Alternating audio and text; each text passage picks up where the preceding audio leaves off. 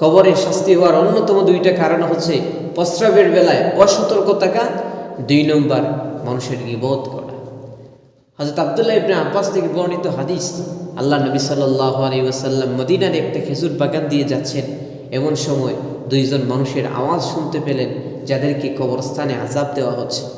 আল্লাহ নবী বললেন, ইউআযাবানি ওয়া মা ইউআযাবানি ফি কাবীর, এই 2 জন মানুষকে শাস্তি দেওয়া হচ্ছে, তবে বড় ভয়ঙ্কর কোনো অন্যায়ের কারণে তাদেরকে শাস্তি দেওয়া হচ্ছে না।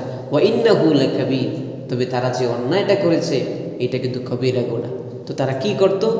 আহাদুহুমা লা ইস্তাতিরু মিনাল বাউল, তাদের একজন প্রস্রাবের বেলায় অসতর্ক থাকত, ঠিকঠাক মতো পবিত্রতা হাসিল করতো না, প্রস্রাব তার ফুটা বন্ধ হয়েছে কি না এই বিষয়ে কোনো খেয়াল নাই।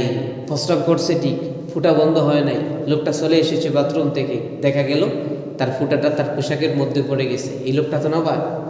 তো এই ধরনের সমস্যা ছিল একজনের। আরেকজনের একটা সমস্যা ছিল ওয়াকানাল আখারু ইয়ামশি বিন নামিমা, অন্যজনের অপরাধ ছিল সে হেঁটে হেঁটে মানুষের কাছে কাছে যে গীবত করতো, সমালোচনা করতো, আরেকজনের অনুপস্থিতিতে তার বদনাম ছড়াইতো।